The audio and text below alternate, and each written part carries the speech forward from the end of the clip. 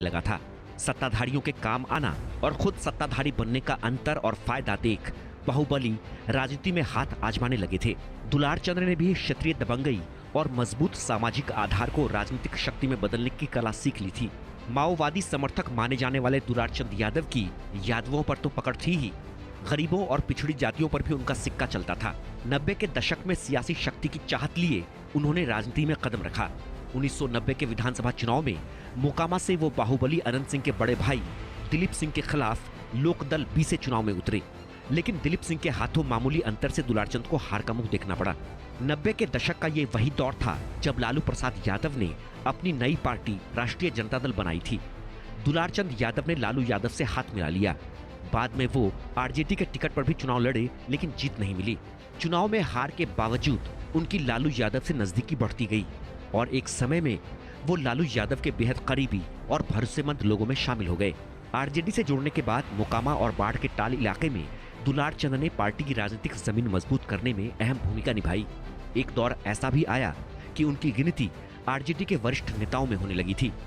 Robin hood वाली छवि बताने की कोशिश करते हैं वहाँ के लोग कि अनंत सिंह के पास जब हम जाते हैं, जब कोई मुकदमा निबट नहीं पाता है, कोई झगड़ा निबट नहीं पाता है, तो पुलिस की जगह पर हम लोग अनंत सिंह के यहाँ जाते हैं और अनंत सिंह हमारी मदद करते हैं। तो फिर मैं कह रहा हूँ कि स्वीकारिता अगर नहीं होती तो अनंत सिंह क्यों जीतते बार बार? कोई एक जाति का वोट देने से अनंत सिंह जीत जाते और एक जाति का वोट के बिदक जाने से अनंत सिंह हार जाते, तब तो यही स्थिति होती। तो अन्य जातियों में भी अनंत सिंह का प्रभाव है। उस प्रभाव के पीछे का कारण अनंत सिंह की मदद या अनंत सिंह का जो रॉबिन हुड वाली छवि कि अनंत सिंह के यहाँ जाओगे तो निराश होकर नहीं लौटोगे, जो भी हो, लेकिन अनंत सिंह की स्वीकारिता तो सभी जातियों में है, तभी तो अनंत सिंह जीतते हैं। बाहुबली होने के बाद भी, इतने दिनों तक जेल में रहने के बाद भी, जेल के अंदर रहते हैं तब भी, जेल के बाहर रहते हैं तब भी, अनंत सिंह को तो इसका फायदा मिल जाता है। कहा जाता है कि बाहुबली दुलार चंद पर लालू यादव की बड़ी कृपा थी। विधायक न रहते हुए भी उन्हें कई सुविधाएं दी गई थी। पटना में फ्लैट, टेलीविजन और गाड़ी मिली हुई थी। सत्ता की आड़ में कई नामी गिरामी मार्केट से रंगदारी वसूलने का अधिकार भी लगभग उन्हें मिल गया था।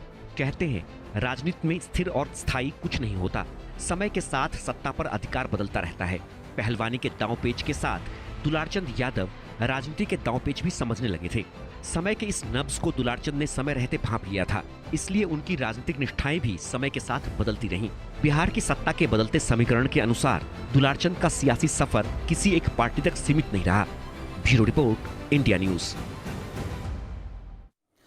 मोकामा के टाल क्षेत्र में बाहुबली दुलार चंद यादव का साम्राज्य था। हत्या, रंगदारी, मारपीट जैसे अपराधों ने दुलार चंद यादव को टाल क्षेत्र में मशहूर कर दिया था।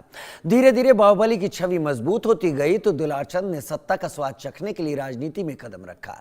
कई बार मोकामा से विधानसभा चुनाव भी लड़ा, लेकिन कभी जीत नहीं मिली। उसकी शुरुआती निष्ठा लालू यादव के साथ रही तो समय के साथ नीतीश कुमार से भी जुड़े और फिर वापस आरजेडी में लौट आए। हालांकि इस बार वो प्रशांत किशोर की पार्टी के समर्थन में आ गए थे।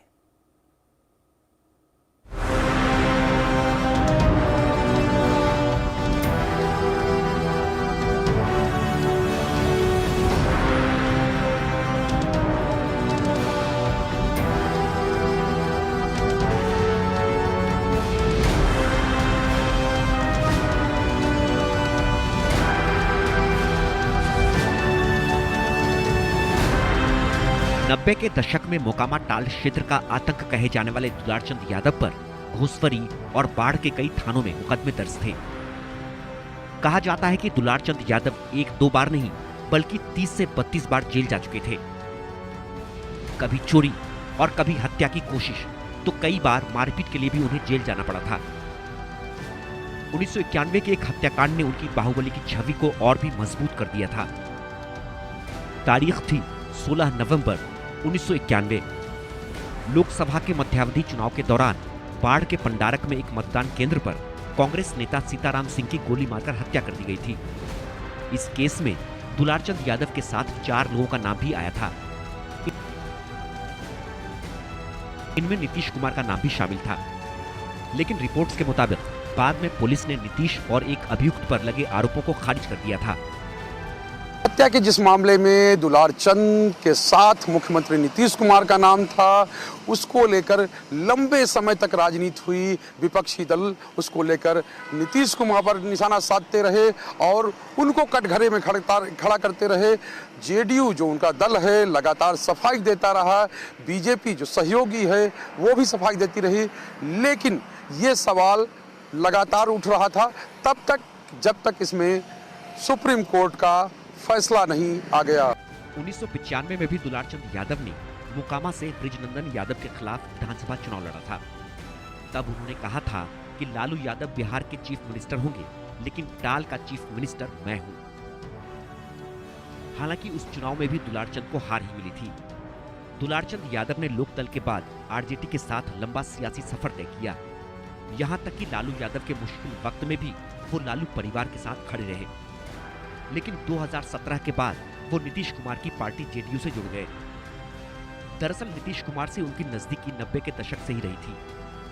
कहा जाता है कि नीतीश 1991 में जब लोकसभा चुनाव लड़ रहे थे तब उन्होंने दुलारचंद से मदद मांगी थी। दुलारचंद पैसों से लोगों की मदद किया करते थे, इसलिए उनका पिछड़ों और अति पिछड़ों पर भी बहुत प्रभाव था। नीतीश दुलारचंद की इसी सामाजिक ताकत को अपने लिए इस्तेमाल करना चाहते थे। तारतर में एक कार्यक्रम में नीतीश कुमार ने उन्हें बुलाया था। ये कौन आश्चर्य की बात है, सब करते हैं तो वो भी करते थे। नीतीश कुमार कोई वैसा कि कुछ दूसरे ग्रह से आए हैं, दूसरे माइंडसेट के पॉलिटिशियन हैं। उनमें नीतीश कुमार और जो बाकी पॉलिटिशियन हैं उससे कुछ अलहदा और अलग हैं। ईमानदार आदमी हैं, क्रिमिनल बैकग्राउंड नहीं है, मैंने जो हो दिस दैट में नहीं रहते हैं, लेकिन पॉलिटिकल दाव पेच जानते ही हैं। पॉलिटिकली अपने को मजबूत करने के लिए बहुत कुछ किया जाता है, कुछ खुले खुला किया जाता है, कुछ दरे पर्दा किया जाता है। तो नीतीश जी तो करते हैं, ऐसा थोड़ा कि नहीं करेंगे। दुलारचंद की हत्या के बाद आरजेडी नेता शिवानंद तिवारी ने भी अपनी पोस्ट में 1991 के लोकसभा चुनाव के दौरान दुलारचंद से नीतीश कुमार और लालू यादव की मुलाकात का जिक्र किया है। शिवानंद तिवारी फेसबुक पोस्ट में लिखते हैं, पहली मर्तबा 1991 के लोकसभा चुनाव के समय दुलारचंद जी को देखा था। नीतीश जी लोकसभा का अपना दूसरा चुनाव लड़ रहे थे। उन दिनों हम सभी लोग एक साथ थे। मोकामा टाल के इलाके में शायद तारतर का इलाका दुलारचंद जी के प्रभाव में था। वहां के 3-4 बूथ पर भी एक तरफा वोट डलवा देते थे। हम लोग साथ ही बैठे थे। नीतीश जी ने लालू जी को कहा कि चलकर दुलारचंद से मिल लिया जाए, उनके प्रभाव का वोट भी सुरक्षित कर लिया जाए। लालू जी ने कहा, क्यों आप दुलारचंद को इतना महत्व दे रहे हैं? लेकिन नीतीश जी तो अलग मिजाज वाले ठहरे। उन्होंने कहा कि अरे भाई, वहां तो 3-4 बूथ हैं, उसको भी पलग कर दिया जाए। नीतीश जी का इसरार ऐसा था तो यह तय हो गया कि दुलारचंद जी के यहाँ चला जाए। बसनुमा रथ में कारवां निकला, उसमें पत्रकारों की टोली भी शामिल हो गई। कैमरे वाले भी थे। पत्रकारों में अरविंद नारायण दास भी थे। उन्होंने ही आदरी की शुरुआत की थी। कारवां तारतर पहुंचा, हजारों की भीड़ वहां जमा थी।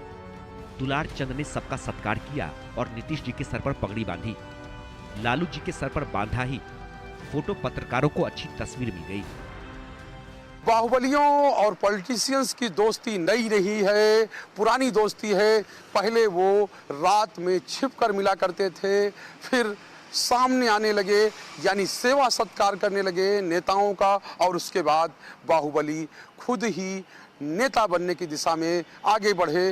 बिहार में इसके तमाम उदाहरण मिलते हैं। अगर यूं कहें कि नेताओं के साथ एक से एक तस्वीरें बाहुबलियों की दिखती हैं, और उसमें छोटे से लेकर बड़े नेता तक, या कहें कि मुख्यमंत्री तक की तस्वीरें शामिल हैं। 2019 के लोकसभा चुनाव में भी दुलारचंद को जेडीयू के लिए प्रचार करते देखा गया। हालांकि बाद में वो फिर आरजेडी के करीब आ गए। हाल के दिनों में वो लालू प्रसाद यादव के बेटे तेजस्वी यादव को ही मुख्यमंत्री बनाने की बात कई बार कहते दिखे। लेकिन 2025 चुनाव में उनका प्रशांत किशोर की पार्टी जनसुराज के उम्मीदवार पीयूष प्रियदर्शी का करीब आना चौंका गया। 2022 के मोकामा उपचुनाव में बाहुबली अनंत सिंह की पत्नी नीलम देवी आरजेडी के टिकट पर चुनाव लड़ रही थी। तब दुलारचंद ने नीलम देवी का समर्थन किया था।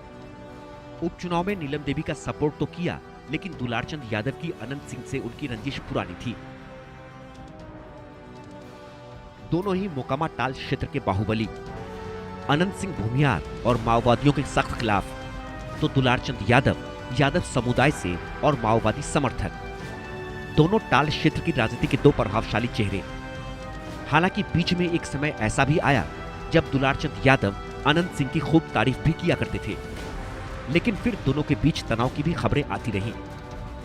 जनसुराज पार्टी के उम्मीदवार पीयूष प्रियदर्शी के साथ दुलारचंद की करीबी भी इसकी वजह बताई जाती है, क्योंकि पीयूष प्रियदर्शी धानुक जाति से आते हैं, जिनकी मोकामा में अच्छी खासी आबादी है। इससे पहले धनुक जाति का वोट अनंत सिंह को मिलता रहा है। अब पीयूष प्रियदर्शी के चुनाव लड़ने से धानुक वोट बंटने का खतरा भी बढ़ गया है। उधर दुलारचंद यादव कई मौकों पर अनंत सिंह को ललकारते हुए भी देखे गए। सार्वजनिक जगहों पर दुलारचंद ने कहा था कि अनंत सिंह अगर छोटे सरकार हैं, तो पीयूष प्रियदर्शी बड़े सरकार हैं। सोशल मीडिया पर दुलारचंद यादव अनंत सिंह की पत्नी नीलम देवी को लेकर भी अभद्र टिप्पणी कर रहे थे। दुलारचंद यादव और अनंत सिंह के बीच बिगड़ते रिश्तों की ये वजहें भी बताई जा रही हैं। दुलारचंद यादव का आपराधिक इतिहास विवादों से भरा रहा है। 2009 में मोकामा विधानसभा चुनाव के दौरान गोलीबारी और बूथ कैप्चरिंग में भी दुलारचंद का नाम सामने आया। 2015 में बाढ़ में संजय सिंह हत्याकांड और 2018 में मोकामा थाने में आर्म्स एक्ट में दर्ज केस में भी उनका नाम था।